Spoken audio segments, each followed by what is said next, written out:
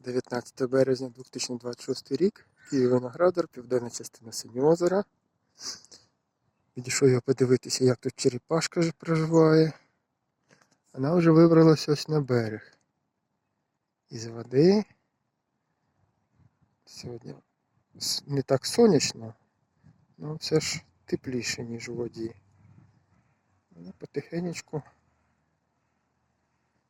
согріваються після зимової сплячки.